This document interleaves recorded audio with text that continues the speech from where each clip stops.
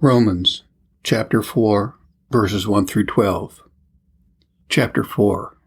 Burkett notes, in the close of the foregoing chapter, our apostle laid down a positive and peremptory conclusion that a man is justified by faith without the works of the law. In this chapter, he undertakes to confirm the truth of that conclusion by instancing in the patriarch Abraham, the father of the faithful, who did not find justification and acceptance with God by virtue of his circumcision in the flesh, or any other works of obedience performed by him in the law, but by virtue of his faith, which was imputed and accounted to him from righteousness. From which instance of Abraham's justification by faith, the apostle infers the justification of all believers with him. For who doubts but that the children are justified after the same manner that their father was? This being the design and scope of the chapter, let us observe the force of the apostle's argument, verse the first. Verses 1 and 2. What shall we say then, that Abraham our father as pertaining to the flesh hath found? For if Abraham were justified by works, he hath whereof to glory, but not before God. Burkett notes, as if the apostle had said, what shall we say? Shall anyone affirm that Abraham our father found or obtained righteousness by or according to the flesh? That is, by being circumcised in the flesh, or by any works of righteousness which he had done? Surely no, for if Abraham were justified by circumcision or any other works of his own, he hath whereof to glory. That is, ground of boasting in these works, by which he was thus justified.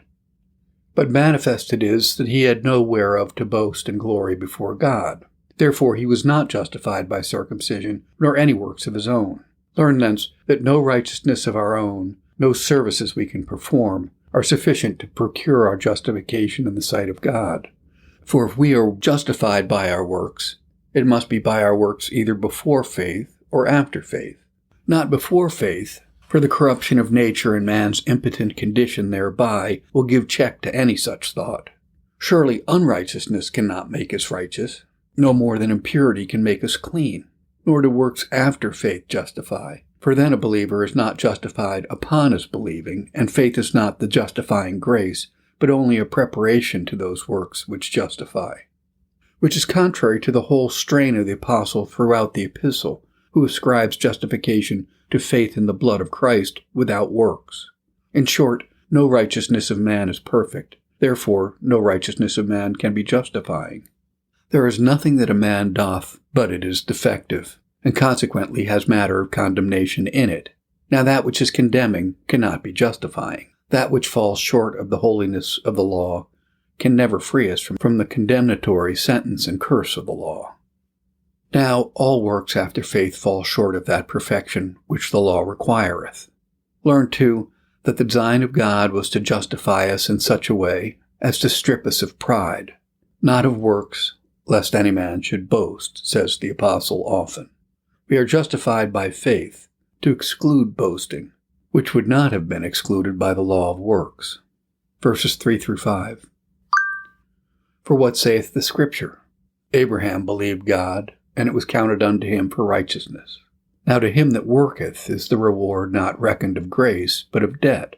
But to him that worketh not, but believeth on him that justifieth the ungodly, is faith counted for righteousness. Burkett notes, observe here 1, the account which the Scripture gives of Abraham's justification. It was by faith alone. He believed God, and it was counted to him for righteousness. That is, he firmly believed the promise of God, that he would give him a son, in whom all the families of the earth should be blessed. And by means of this faith, he was reckoned or esteemed righteous before God, and not by means of his works. Observe, too, the apostle's argument to prove that Abraham was justified by faith and not by works.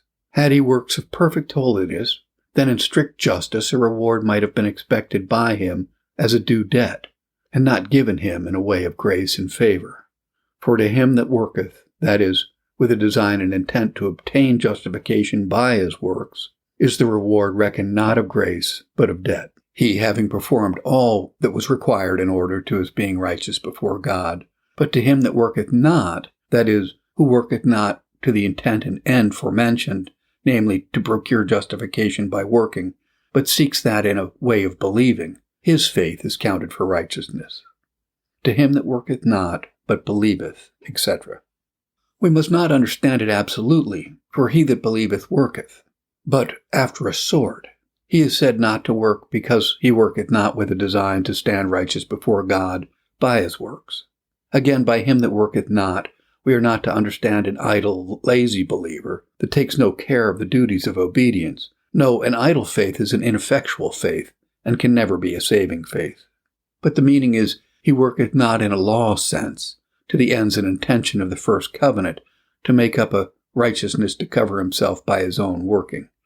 Being convinced of his utter inability to work out his own righteousness by the law, and seeing all his endeavors to obey the law fall short of righteousness, he is therefore said, in a law sense, not to work, because he doth not work so as to answer the purpose and end of the law, which accepts nothing short of perfect and complete obedience. And whereas it is here said that God justifieth the ungodly, the meaning is such as have been ungodly, not such as continue so. The apostle describes the temper and frame of their hearts and lives before justification, and not after it, as it found them, not as it leaves them. True, Christ justifies the ungodly, yet such as continue ungodly are not justified by him. We must bring credentials from our sanctification to bear witness to the truth of our justification. Verses 6 and 7. Even as David also describeth the blessedness of the man unto whom God imputeth righteousness without works, saying, Blessed are they whose iniquities are forgiven, and whose sins are covered. Blessed is the man to whom the Lord will not impute sin. Burkitt notes, observe here that to the example of Abraham, the apostle subjoins the testimony of David, Psalm 32, who describes the blessedness of that man to whom God imputeth righteousness, to wit, the righteousness of the mediator, without any works brought before God to be justified by, saying, Blessed is the man whose transgression is forgiven, whose sin is covered, and iniquity not imputed. Sin, in respect of the offense, is remitted. In respect of the filth or turpitude of it, is covered. In respect of the punishment, not imputed. This heap of words serves only to amplify and set forth the abundant grace of God in the act of pardoning sin. Learn hence, 1, that to pardon sin is God's prerogative. He forgiveth iniquity, and covereth transgression. 2, the pardon of sin is a covering of sin, not such a covering of sin as God cannot see it in a justified person to chastise him for it, but so covered as to not punish him with wrath and condemnation for it. Learn 3, that God's act in pardoning and covering sin is extensive and perfect, full and final. Iniquity, transgression, and sin is forgiven, covered, and not imputed. Learn 4, that transcendent is the blessedness of those whose iniquity is pardoned and their transgressions covered. Blessedness, says the original, belongs to the man whose iniquity is forgiven and whose sin is covered, and to whom the Lord will not impute transgressions. Verses 9 and 10. Cometh this blessedness then upon the circumcision only, or upon the uncircumcision also? For we say that faith was reckoned to Abraham for righteousness. How was it then reckoned? When he was in circumcision or in incircumcision? Not in circumcision, but under uncircumcision. Burkitt notes, here the apostle moves the question, namely, whether the forementioned blessedness of pardon of sin and justification by faith belongs to the circumcised Jews only, or to the uncircumcised Gentiles also, which question carries with it the force of a strong affirmation that seeing faith was imputed to Abraham for righteousness many years before he was circumcised, therefore the uncircumcised Gentiles, as well as the circumcised Jews, shall by faith be made partakers of the same blessedness unto which Abraham was entitled before he was circumcised.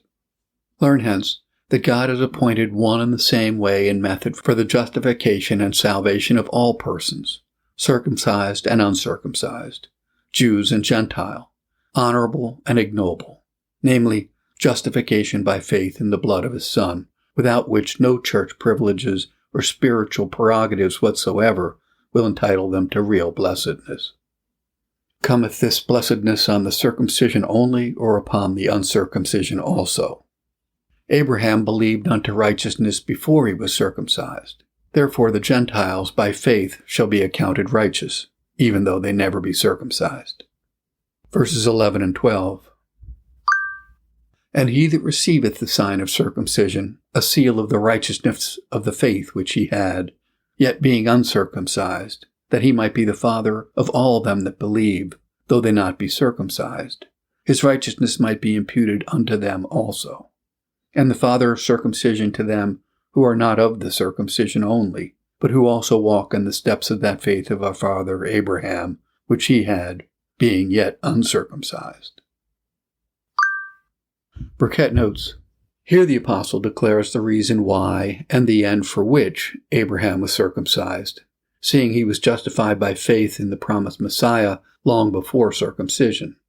He tells us that Abraham received circumcision as a sign and seal of the covenant made with him and to his seed, Genesis 17, and also as an obligation that the righteousness of faith was the true way for a sinner to become righteous, which righteousness Abraham had obtained while he was uncircumcised. That so he might be a father in a spiritual sense of all believers, both Jews and Gentiles, who imitated him in his faith and in the holiness and obedience of his life. Note here 1, the person instituting the sacrament of circumcision, God and not Abraham. He received circumcision. That is, by the appointment of God, he was circumcised. Sacraments must be of divine institution, not of human invention. The Church can make no sacraments. Her duty is with care and caution to administer them. There is a fourfold word requisite to a sacrament: a word of institution, a word of command, a word of promise, and a word of blessing.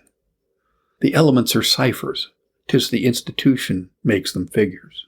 Divine institution is as necessary to a sacrament as a royal inscription is to the current money. Note, too, the nature of sacraments in general, and of circumcision in particular. They are signs and seals. He received the sign of circumcision, a seal of the righteousness of faith. The circumcision, 1, was a sign and token of the covenant which God made with Abraham and the Jews.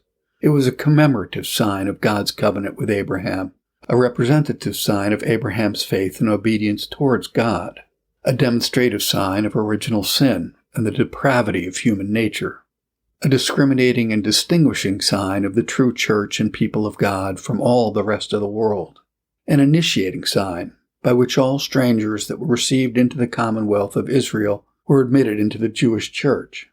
And lastly, it was a prefigurative sign of baptism, which the Christian church was to succeed in the room of circumcision. 2. Circumcision was not a sign only, but a seal also, a seal of the righteousness of faith. It was a seal both on God's part and on Abraham's also. A seal on God's part to confirm all the promises made to Abraham and his seed. 3. A seal both on his and their parts, to bind them, to renounce the service of all other gods, and to oblige them to the observation of the whole law. Note lastly, the character and description here given of true believers. They are such as walk in the steps of faithful Abraham. They have not only Abraham to their father, but they walk in the footsteps of their father's faith. As Abraham readily obeyed the call of God, so do they. As Abraham left his idolatrous country and kindred, and though he had the opportunity of returning, yet never returned more, so do the faithful sons and daughters of Abraham leave all known sins, and no temptation can prevail with them to return to the delightful practice of them. Did Abraham break through all impediments, difficulties, and discouragements whatsoever? So do and will all those that tread in the faith of their father Abraham surmount all difficulties, bid defiance to all dangers, that they may yield a ready, cheerful, and persevering obedience to the commands of the God of Abraham. Few of the children of Abraham's flesh, but all the children of his faith, do thus walk in the steps of their renowned father.